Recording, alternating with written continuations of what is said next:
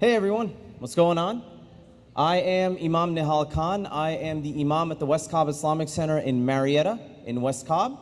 I was born and raised in a foreign country called New Jersey before I moved to Georgia about 4 months ago. And recently started working with the community, getting to understand Georgia, getting to understand what undeveloped land looks like, and just getting to know the community. Like I said, I was born and raised in Jersey, went to college there as well. I did my undergraduate degree in psychology, and then I decided to kind of travel for a little bit. So I moved to India for 3 years, wherein I attended an Islamic seminary, and I traveled a lot to a country of 1.6 billion people, which also happens to be the country where my parents are from. So I really got to reconnect with my roots, got to understand what life has to offer me. And at the same time, I figured that instead of going to law school and becoming $200,000 in debt, perhaps serving the community in a bit more of a greater capacity for the greater social good would have been more effective. So it's been a couple of months, and we are going to have an open mic session.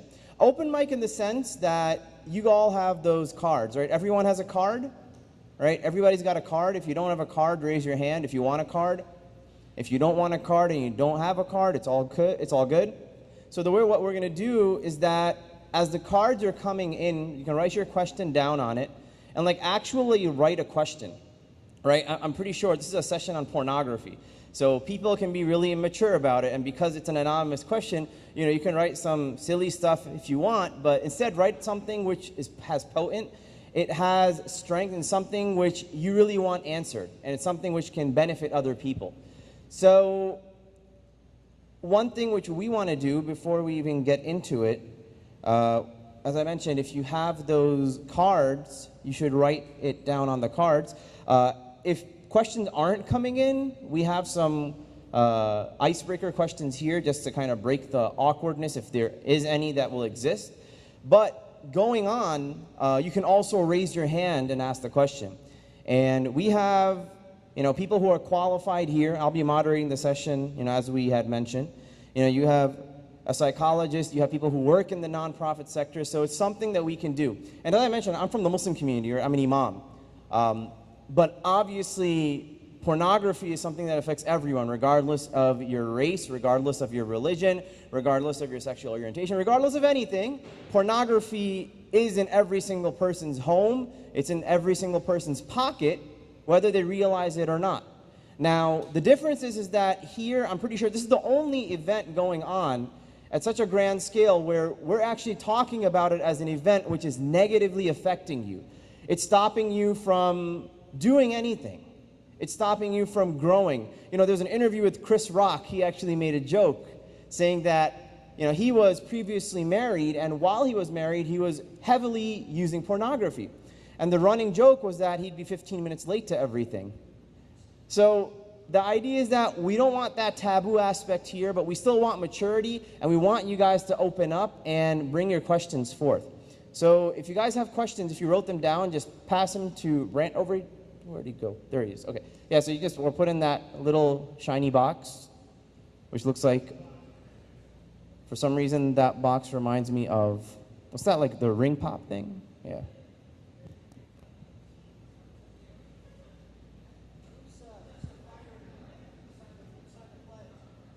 Yeah, who signed the pledge? Yeah. All right, give your guys selves a round of applause. You signed the pledge? All right. Cool.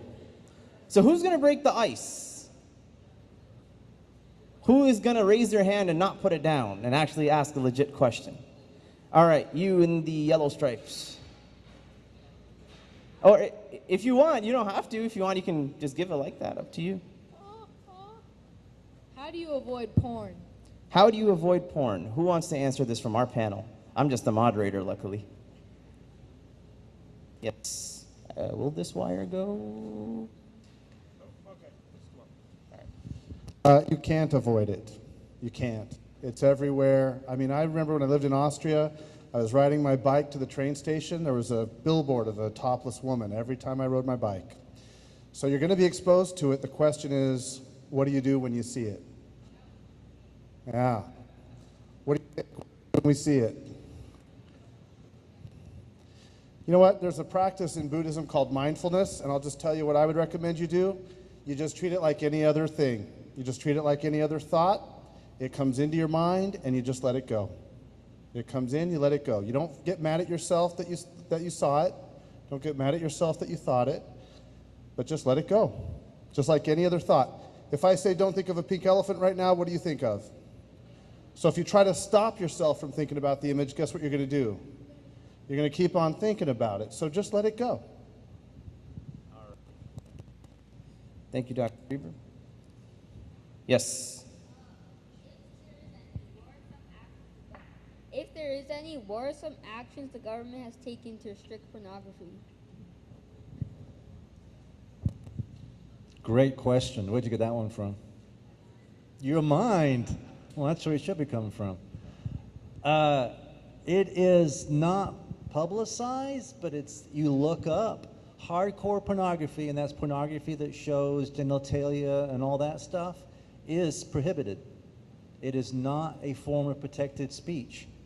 It's in the laws. It's been upheld by the Supreme Court. It is illegal to transmit it, to have it, to broadcast it.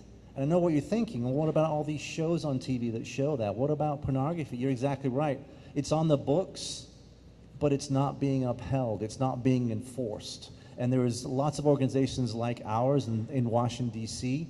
that are actually, we just have to enforce the laws that are already in the books. It is not legal, but it's kind of like one of those winky things. It's happening anyway. So it's a great question. It's not legal. It's illegal. Yes. I also want to add that with the internet, you can access a website coming from any country. So even though if it's illegal in the United States, that doesn't stop someone in Cambodia from uploading something that you can access here. Yes, go ahead. Why do people do it? Why do people watch pornography?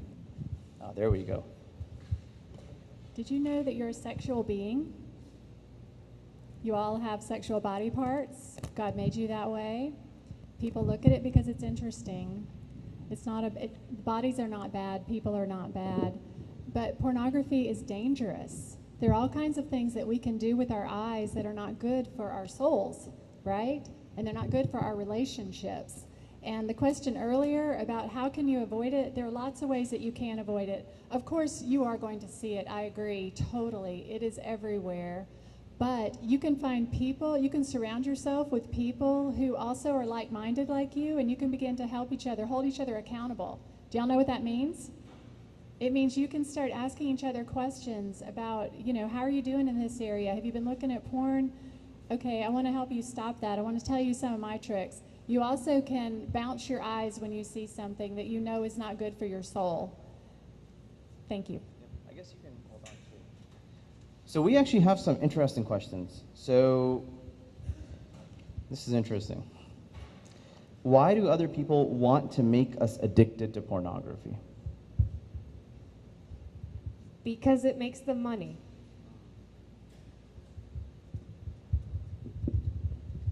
The sex industry is second only in size in terms of billions of dollars in the pharmaceutical industry.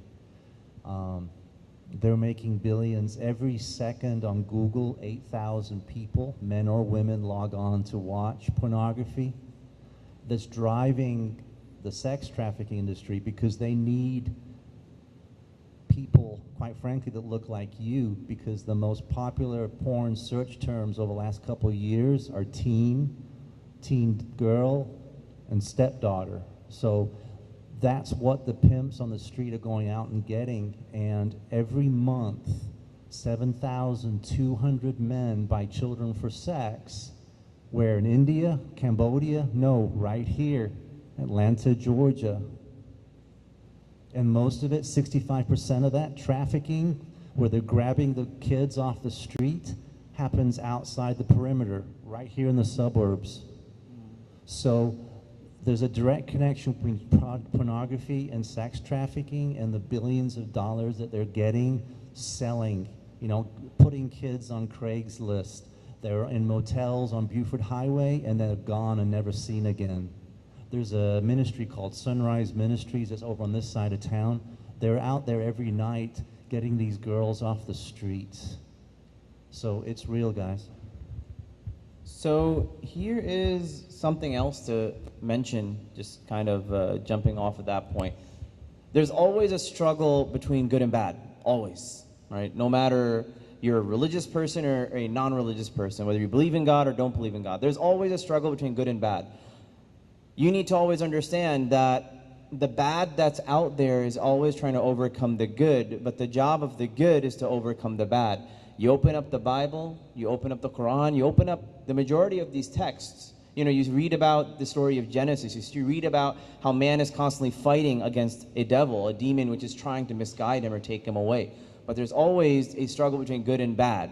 So to the question of why are there people that want us to be addicted to porn can be extended. Why are there people that want us to be addicted to drugs? Why are there people out there that want to kill? Why are there people that want to rape? That's what it comes down to. Here's a question. Whose idea was it to make pornography, comma, and why? Oh, and they drew a stick figure with a question mark. So I'm sure we can know exactly who was the first person to print a pornographic image in Western media after the printing press and all that. But some of the earliest cave paintings we have found are of genitalia. So it seems to be something intrinsic about people wanting to look at porn. It's interesting. It is. I mean, that's just the truth, guys. And bodies are beautiful. Your body is beautiful, just the way it is. And it has so much value and worth. And that's the whole reason that we're here tonight, is because we want to help you protect the good thing that is you, your mind. We don't want you to fill your mind with things that you're not ready for.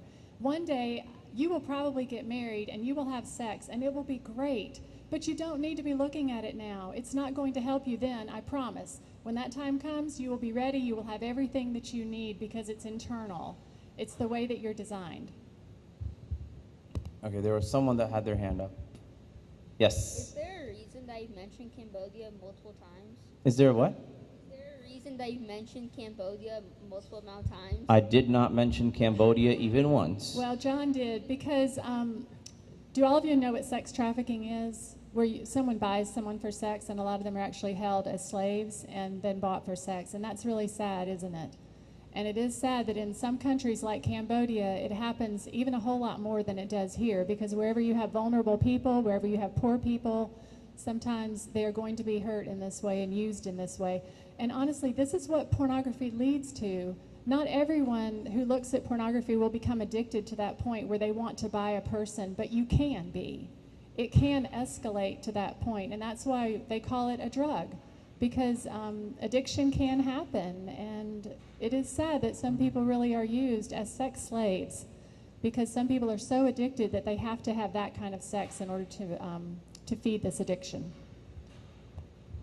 One thing which actually I remember, we mentioned India as well. Third world countries where they're still recovering from trying to, construct themselves up after having been colonized and whatnot. America was in that boat too about 300 years ago. But one thing to also recognize is that in those countries, there isn't economic opportunity like it is here, where whether you're a man or a woman, doesn't make a difference. Over there though, bribery, right? Cambodia, Vietnam, Laos, India, Pakistan, a lot of those countries, they're still recovering economically, so they don't actually have the ability to just employ people. Forget employment, sometimes getting married, a woman will pay thousands and thousands of dollars just to get into a marriage. But yeah, oppression goes a long way. So here's actually one. I'm sorry, were you gonna say something?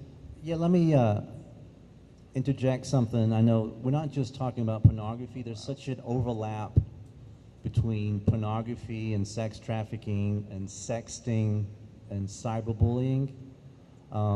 There is court cases that I've read where someone like you guys, they send a sext or something to their boyfriend or girlfriend, and somebody gets a hold of that picture they hack into their account, and then they blackmail them. It's called sextortion. And then they hack into their Amazon account and send them stuff in the mail. And then they keep asking more and more and more, send me videos of you. And the girls, it's mostly girls, but it's starting to be boys too, they end up leaving the house because they know where their parents work, they know where they live, and they say, if you don't do what I tell you to do, I'm going to show your parents these pictures, these videos that you've made of me. And I asked Sunrise Ministries, the ones that I just talked about, have you ever found a girl in Atlanta that was one of those girls that left because she was blackmailed about a sext? And she said, every day. It's real. It can happen to you, anybody. So I don't want you guys to get hyper-focused on the pornography. There's overlapping into sextortion and sexting and stuff like that. And oh, by the way, I'm not sitting up here telling you that I'm all perfect. I'm a former addict myself, all right? So I'm coming from a place where I'm telling you this because I don't want you guys to ever go through what I went through. So here's actually a really good question, and I'll direct this to all of you. How do you help a parent as a child who is overcoming pornography? Like, as a child, how do you help your parent overcome pornography? It's a deep one. So when I was 16, my parents got divorced, and my dad went through a phase where he was 40 and I guess wanting to feel like, you know, he still had it going on or whatever. And when I was 17, he started dating a 19-year-old. And he asked me what I thought about this. And I told him, Dad, you may as well be dating me. So if your parent is looking at porn, more than likely it's going to be featuring, you know, younger people, because let's be 100% honest. I work in the computer industry. I've seen a lot of porn, and I can count less than 1% where it was over the age of 25, you know. Not the people watching it, but the people in the porn itself. So you can just look at your parents and say, that may as well be me. And it does wonders. The focus on that, or the point on that, is really accountability. As much as you have accountability to your parents, you be home on time, do the dishes, take out the trash. You have accountabilities. Your parents have accountabilities too, and they can be just as accountable to you. They are responsible to you and for you for many reasons. No, we couldn't hear. Oh, okay. It's Sorry. All good. Yeah. No, you're good. It's unfortunate, but I mean, a lot of the people I work with, their kids sometimes have to be more the adult than the parent. I hate that that happens. It's not fair to kids. Some of you know your parents are not always at their best. Some are immature, some misbehave. It's really important that parents talk to kids, but sometimes, guys, it's important that you talk to your parents. Sure. And it's okay to talk to them. If they don't take it well, you can talk to your other parent about it. You can talk to your siblings about it. You can certainly talk to an adult at school or church. But parents are very imperfect people too. You know this, right? And sometimes they need your support and help to work through their issues. I wish it wasn't put on you, but I'm afraid sometimes that's the way it is. So would you also apply everything you mentioned to non-parents as well, to struggling friends, to struggling cousins, to struggling friends? Absolutely. I'll just tell you, when I was visiting my parents one day, this was years ago, my little brother, probably about 13 years old, and I was doing a paper for my schoolwork and found some porn on the computer. And I knew it was from him. And, instead of going to him and trying to make him feel bad or telling him off, I just said, hey, saw some porn on the computer. And you saw him he just got so nervous. He thought I was going to just, go off on him. And instead I just said, you might want to remove that before mom and dad find it. And then I just saw him get so relieved. The thing is, a peer or a sibling can sometimes help more than a parent because we don't feel so scary and we can kind of take some of the pressure off. And then, of course, I talked to my parents later about what they could do to better, keep their computers safe and things. But you guys can have a powerful effect on each other. A friend telling a friend, hey, that might not be a good idea to look at that, can have a lot of impact. And sometimes telling that to your parents can too.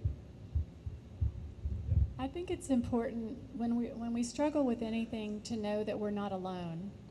And so if you yourself have had a struggle with pornography, but you've been able to move beyond it and now you're accountable to someone and you're in a good place, then you can say to someone, look, I know what that feels like. It's a very dark place, guys.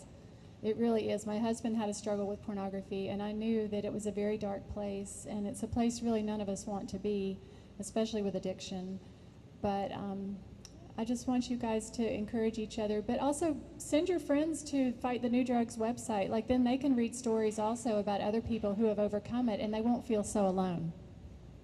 One thing which I remembered, which on Friday, we gave the sermon at the mosque in West Cobb. There was a story which I had mentioned that is reported within like the prophetic traditions of the Prophet Muhammad, where a man actually came to him, and he asked him, it was like a young guy, he goes, let me fornicate, basically. I want to go and sleep with someone. And the people right around, they're like, imagine you go into like your church or your synagogue, or like you're just at your uncle's or like you're someone's house and there's a bunch of adults. It goes, man, I really want to sleep with that girl, and just publicly say that, right? The shame that surrounds that is something which everyone recognizes. But the reaction actually within the Muslim community, one thing which we see here is that actually the people were ready to pounce on the guy because like, you're talking to a prophet, right? It's like, oh, you're talking to your parent, or you're talking to your uncle, or you're talking to someone that's older than you. But the Prophet Muhammad told him to hold off, and he simply asked him, he goes, okay, do you want this action done with your mother? He goes, no. All right, no one wants this done with their mother. Do you want this done with your sister? He goes, no, no one wants it done with your sister. And it doesn't have to do with gender, but the idea was that he was destroying that aspect of shame, right? In like 7th century Arabia, right? There's no shame in talking about wanting to sleep with someone, right? And having a sexual attraction to someone. And finally, after logically reasoning with him, and this is where, for me, being in a area of pastoral care, where the Prophet Muhammad took his hand, put it on this young man's heart, and prayed that his heart be cured of lust and his heart be cured of wanting that which is not good for him. So the idea when you have a loved one struggling with this issue, you got to really show care. You got to show support, and you got to show acceptance to that individual and say, hey, I understand where you're coming from. Hey, I see what's going on. I can help you out.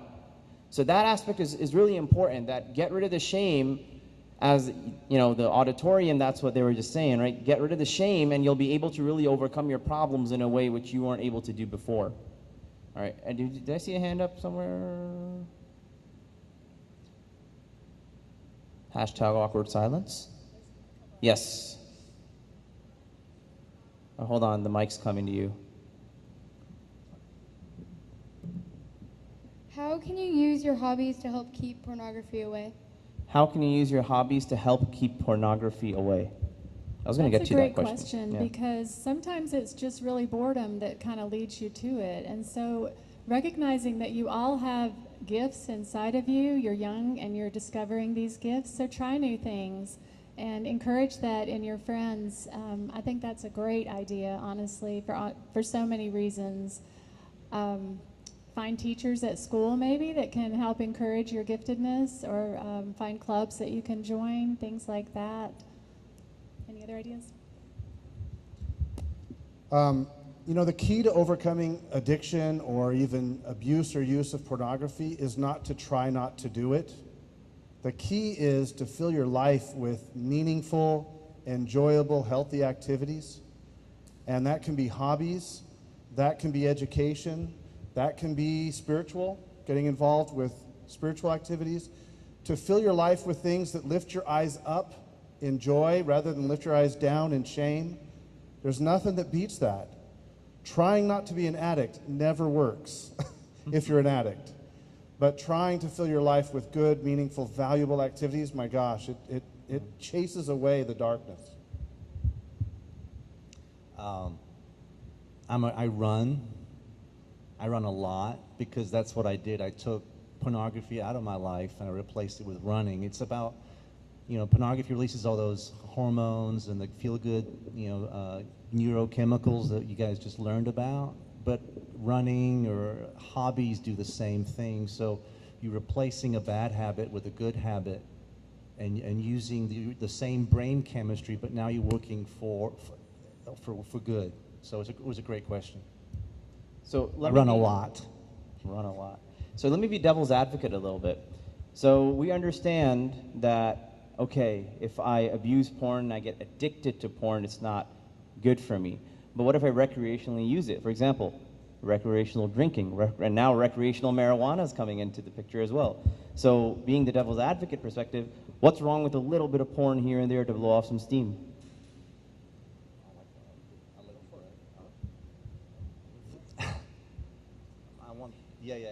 I think we all want to say something about that one. There's no such thing as a little bit. That's like saying I only do cocaine on Thursdays.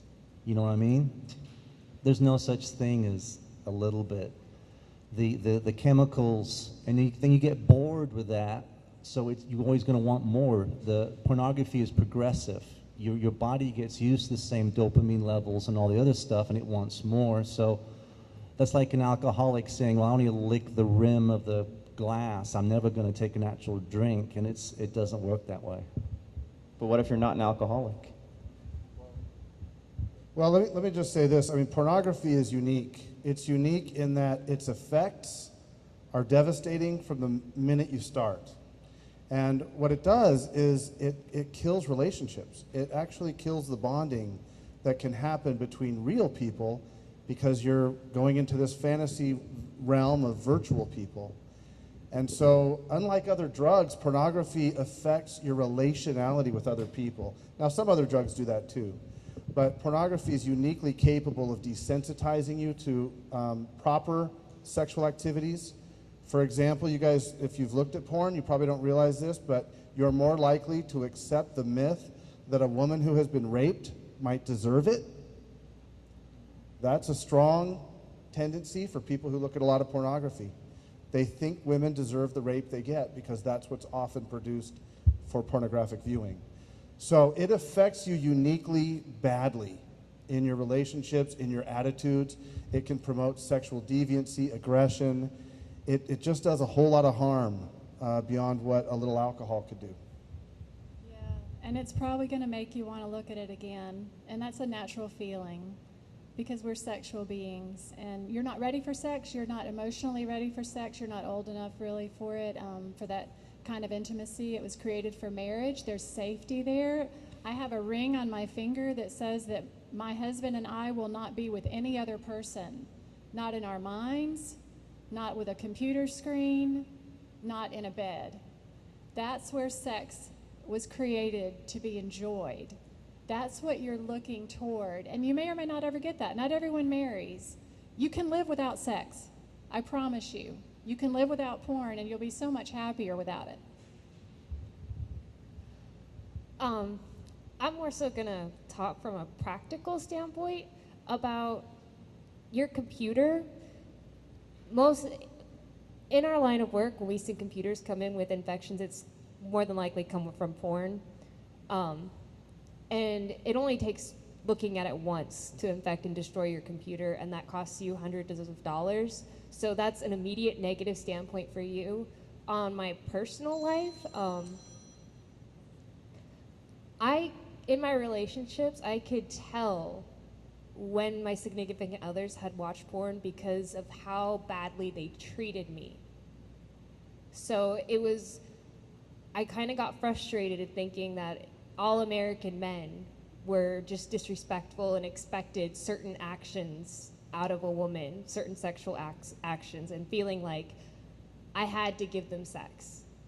That, yes, I was supposed to have a choice, and that if I said no, then it was rape and that was bad, but that I wasn't supposed to say no, that I wasn't allowed to say no. And then I one day realized that I was hanging around the wrong group of people, that they were getting these ideas from watching porn, and when they would watch porn, the behaviors were a lot worse.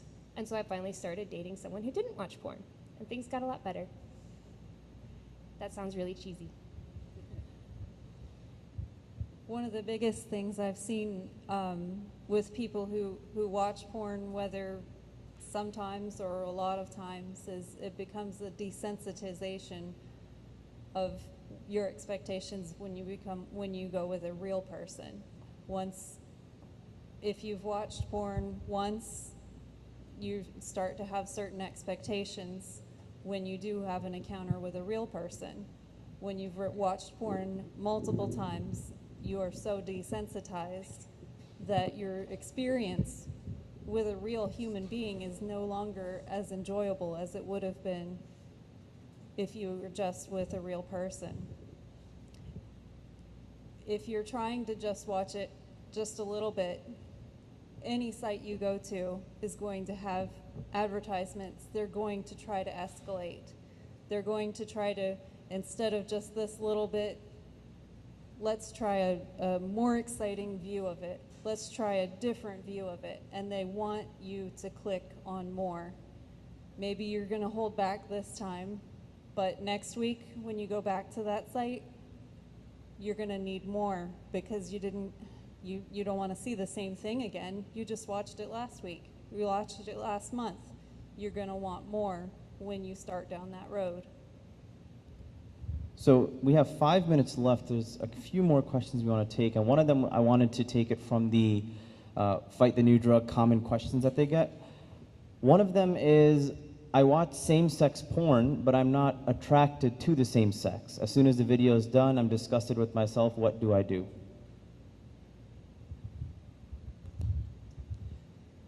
Seeing a naked body is arousing, whether it's a male or a female body. The human body is beautiful, and we were designed to be aroused by it. So if you have looked at same-sex porn, it doesn't mean that you're gay. It just means that you're normal.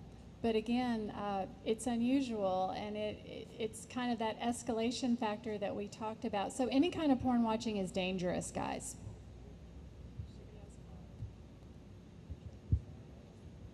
Should I move on to the next question, I guess? How can you permanently take pornography out of your mind? Permanently. I'm sorry, I wish I had some good news for that question. There's something called imprinting that happens, and again, it's because we're sexual beings, and images do get imprinted on your brain. Now, you can choose what to do with that thought when it comes back to your brain. You can find other ways of distraction. You can find somebody that you can talk with about it. I've talked with your parents, and all of them, I've told them, you need to be talking with your kids more. You need to help them understand the shame that is wrapped around some of the things that they have seen and everything else. So you can make good choices about what to do with that next thought. And then you can begin to fill your mind with other things, like Jeff was talking about, good, wholesome things. And just realize that there's a lot of power in that too. If I want to, I can quickly conjure the memory of the first time I saw porn. It was in 7th grade, and a young boy had a Playboy that he brought to school and thought it would be fun to shove it in my face. And he did, and I couldn't help but see it, and I couldn't unsee it. So the thoughts are there. Our memories are incredibly long-lasting. And when you have an exposure to something that arouses you so immediately, even if it's anger arousal, upset arousal, I don't like this arousal, it will become a kind of vivid, we call it flashbulb memory. You won't forget it. But very important, what you do with your thoughts, you have some say over that. You're not completely a victim to whatever comes into your mind. You can let it go. It takes some practice. And sometimes you let it go and it circles back and comes in. And you got to let it go again. So you do fill your mind with other thoughts, good thoughts, and you just let the thought pass. At the end of the day, a thought is just a thought. No power, no energy, unless you give it to it. All right. We had a question up here. Can we take Okay, sure. How can you tell if someone you know or love is addicted to porn? Great question. Well, remember, they're called Fight the New Drug, and the same neurochemicals and stuff are released in the brain. They're released if you take, cocaine or any other street drug. So the symptoms of somebody that's addicted is very similar to a drug addict or someone that's got a physical substance abuse. The hard thing with with pornography is, you know, you can go upstairs and do pornography for 3 hours and then come back downstairs and no one's the wiser, compared to if someone goes upstairs and does 3 hours of coke and come back down, you kind of notice, you know? So that's why pornography is such a difficult thing to deal with, because you can do it, you know, off by yourself. And so if someone's withdrawn, struggles academically where they didn't before, favors not going out, you know, cuts themselves off from friends and family, you look for those kind of behaviors. So if you look up what a drug addict's symptoms are, those are the same for a porn addict. Yeah, and let me just add, there was some research that came out recently that shows that kids in your generation, typically you're not socializing as much, you are not you're not getting jobs, you are not doing as much homework. This is all research that has shown this, and a lot of it is because a lot of people are just gravitating toward the computer and social media and probably porn. So I just really want to encourage you guys, do things with your friends. Get your friends away from their phones. Plan activities with them. Go and have some fun. Get a job after school. These are all the things that most of us did when we were your age, and it's so good for you. It will grow you in so many other ways. Engage with your faith community. Just spend time doing other things. These phones are addictive, even if it's not porn. Like the phone itself is addictive. There's dopamine that releases with every like you get on social media also. So there are all kinds of ways that these phones can really draw you away from good, wholesome relationships. Spend time with your parents. Tell them, I want to go fishing. I want to do like old school stuff. It's so important that you spend time with your parents and with people that you love and build those relationships, because often what happens is we're lonely and we're afraid, or we get scared, or we're embarrassed about things that we did, and we retreat. And porn is a place that people can retreat to, and it's not a good place. So I just want to encourage you guys to do all these other things that are so good for you. Let me just mention, you'll find this study amazing. There were subjects in a study who were looking at a computer and preparing to take an exam. And they were just using their computer to study, okay? So just looking at a computer, and then they take the exam. There was another group of people, they were studying at the computer, and then they took a 10-minute walk in the middle of their study, left the computer and walked out in nature, came back and took the exam. A third group, they sat at their computer, took a break, and looked at a picture of the outdoors. And then they went back to studying, and then they took the exam. Guess who performed the best? The ones who went out and walked had the best score on their tests. I'm telling you something you can use right now, guys, when you get tested. The ones who came in second looked at an image of the forest. I don't know how many times I see students at my university who are looking at their phones like this, and there's all this beautiful nature around them. Just looking at a forest while you're walking, and there's plenty in Georgia, will help you academically, it will help you socially, it'll help free you from that addiction to that device. So take a look up. There's some beauty out there. There was a study done showing how pornography addiction actually alters the brain more so than a crack cocaine addiction does, right? You know why? Because the substance which is causing your dopamine release, which is crack cocaine, once you get rid of it, it's out of your system. It's not there anymore. But with pornography, it's going to sit there, right? Something's going to cause you to reflect. It's going to cause it to come back into your mind, and it'll cause you to relapse, which I'm going to kind of go to my next question about relapsing for all of you, is how do you keep yourself from relapsing when you've overcome the addiction of pornography, wherein you feel like you went 3 weeks, 4 weeks, 5 weeks without it, but then bam, you become tempted like no tomorrow. So how does someone do that? How does someone get over that temptation so long after? I think it's really important that you surround yourself with people that can help you. Don't try to do this alone. Maybe your mom or your dad could help you. You could be honest with them and say, I don't want to do this right now. Go to them and say, I'm tempted. It's okay. It's not a sin to be tempted, guys. We're all tempted by things. But it is important that you find ways. Fight the New Drug has lots of articles and things. They have their Fortify program. I think that's what it's called. So there are lots of ways that you can get help to overcome this. Don't try to do it by yourself. Guys, don't be perfectionists. I think that is a really dangerous part of this. if you've gone 5 weeks, like, I want to celebrate with you. That's impressive. Good job. If you fall back into the old habit, don't let that guilt and that shame come, because that's going to lead you right back to the pornography. People who use pornography a lot are not happy. So if you get unhappy, you're more likely to use it.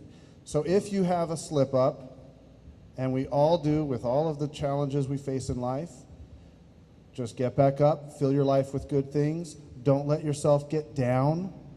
Don't think you can't ever quit this habit. And go another 5 weeks. Maybe you go 6. Maybe you go 5 days. Get up again, fill your life with good things. Don't beat yourself up, guys. Perfection, it's not going to help you.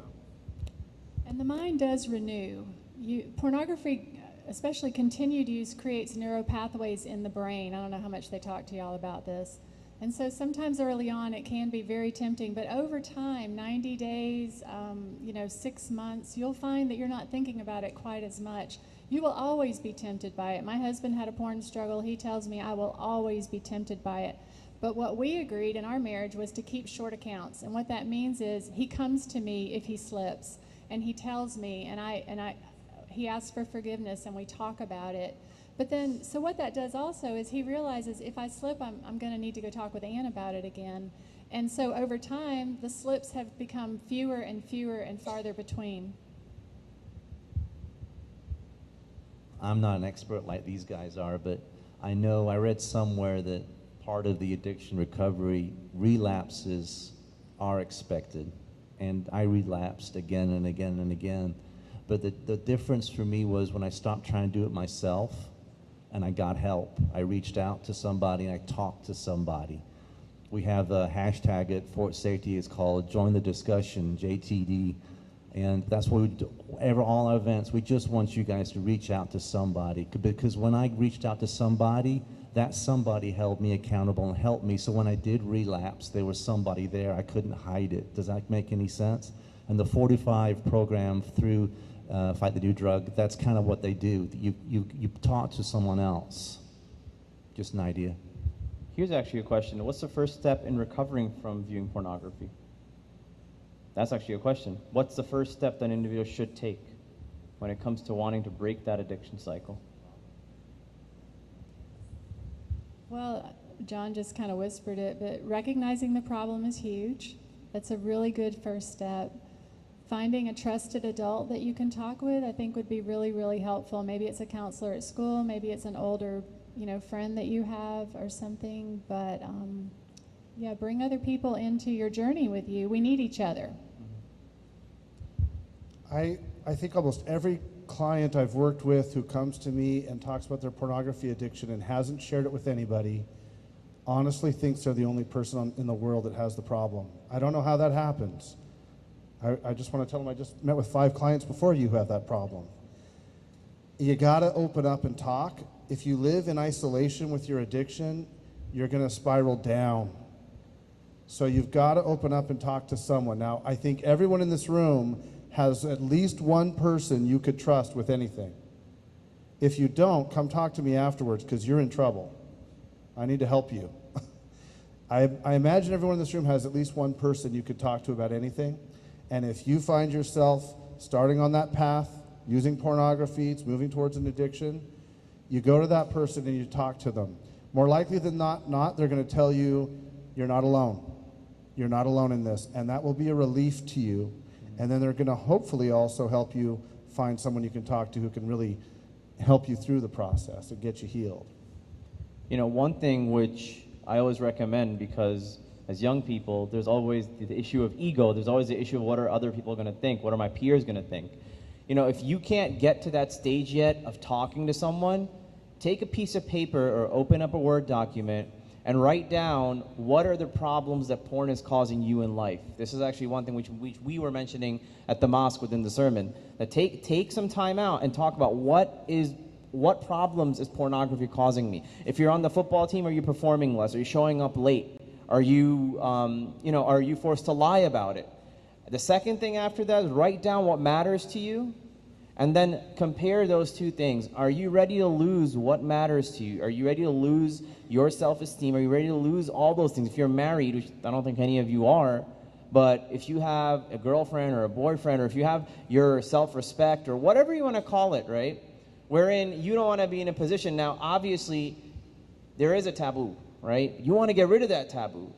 But you want to go out of your way and seek help for the issue before you're made to seek help from outside sources. There's something about when we keep things in the dark, they have a lot of power. But when we start to expose them to the light, the power starts to fall away from it. It becomes a little bit easier. Sounds good. Does somebody have their hand up? Yes. Yep. Button down shirt. So throughout the night, I've had a recurring thought, and it's not really a question, it's more of a thought that I think one of the biggest traps of pornography is the fact that you're ashamed of yourself, and so you're no longer in a happy mood. And so the more and more disappointed and ashamed of yourself you become, the more appealing pornography becomes, because it's now the light of your life. It's the one thing that's actually you can enjoy. And so every time you're not, it becomes, you're now disappointed with yourself and you're looking down. Everything's no longer upbeat. And so I think that's one of the biggest traps of pornography. Yeah, that's very true. Pornography is a lie, but a struggle with pornography can actually reveal that you have some heart longings that are very real and very normal also. So let those longings lead you to good, wholesome relationships. And also, I just want to tell you guys, you are not what you have done. I am not what I have done, thank goodness, because I've done a lot of bad things in my life too. You are not. You have a lot of intrinsic worth that is just all over you just because you're a person on this earth, and you are amazing. And so don't let that shame hold you back from good things. Work beyond it. Find someone to help you. So that was our last question of the night. So thank you everyone for coming out. Thank you to all of our presenters.